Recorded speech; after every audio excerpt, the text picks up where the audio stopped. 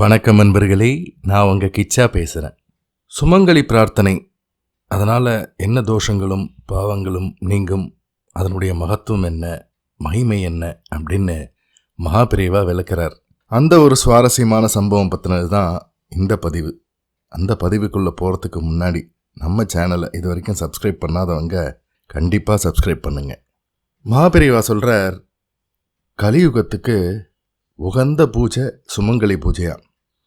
இந்த பூஜையினால் கொடிய பாவங்களும் தோஷங்களும் விலகிடுமா.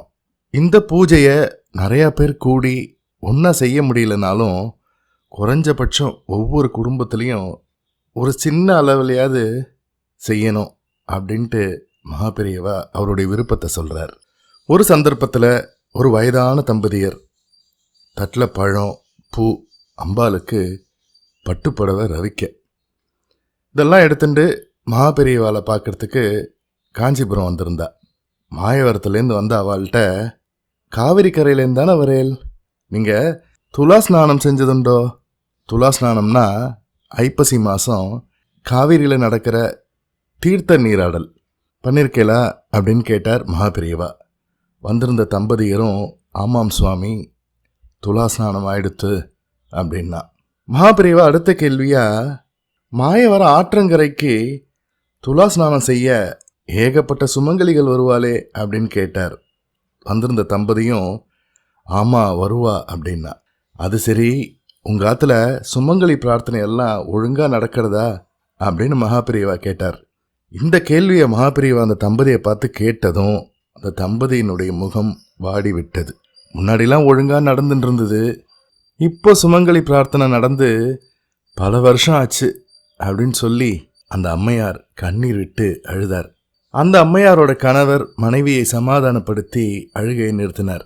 மகாபெரியவா கிட்ட, சுவாமி, என்னோட கூட பிறந்தவா 2 ஆண், ஒரே ஒரு பெண். அவளும் 3 வருஷத்துக்கு முன்னாடி இறந்துட்டா. அதுக்கு முன்னாடியும் சுமங்கலி பிரார்த்தனையை நடத்தாமல் விட்டுட்டோம். இப்போது எங்கள் குடும்பத்தில் வசதிக்கு எந்த குறைச்சலும் இல்லை.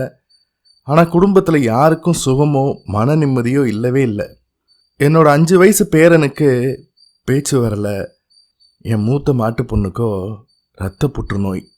மன நிம்மதி வேண்டி தான் உங்களை தரிசனம் பண்ண வந்தோம் அப்படின்னு சொல்லி முடிச்சா. கொஞ்ச நேரம் மௌனம் காத்த மகாபெரியவா, இப்போது என்னோட முன்னாடி வச்சிருக்கிற பழம், பூ தான் உங்களுக்கு நான் கொடுக்குற பிரசாதம். கொண்டு வந்த பட்டு புடவையை மூத்த மாட்டு பொண்ணுக்கு கொடுத்து கட்டிக்க சொல்லுங்க. இனிமே பட்டு புடவையெல்லாம் வேண்டாம், அது நல்லதில்லை. அது ஒன்றும் உசத்தியானதும் கிடையாது. ஆடம்பரம் நமக்கு எதுக்கு? குலதெய்வத்துக்கு கொண்டு வந்த பூவை போடுங்கோ. அதோட முக்கியமான ஒரு காரியம் செய்யணும் என்று சொல்லி மகாபெரியவா தன் பேச்சை சற்று நிறுத்தினார். கேட்டுக்கொண்டிருந்த தம்பதியர் வணங்கி, பெரியவா என்ன உத்தரவு போட்டாலும் அதை அப்படியே செய்கிறோம் அப்படின்னு சொல்லி கண் கலங்கினா. உன் சகோதரியின் நினைவு நாளில் 108 சுமங்கலிக்கு சாதாரண நூல் புடவை ரவிக்க மங்கள திரவியங்கள் கொடுத்து முடிஞ்சா அன்னதானமும் செய்யணும். அப்புறமா எல்லாம் நல்லபடியாகவே நடக்கும் அப்படின்னு சொல்லி வழி அனுப்பி வச்சார் மகாபெரியவா. தம்பதிகள் மகாபெரியவாளின் உத்தரவின்படியே சுமங்கலி பூஜையை செய்தனர். 3 ஆண்டுகளில் பேரனும் பேசத் தொடங்கிவிட்டான். மூத்த மருமகளும் புற்றுநோயிலிருந்து முழுமையாக குணம் பெற்றார்.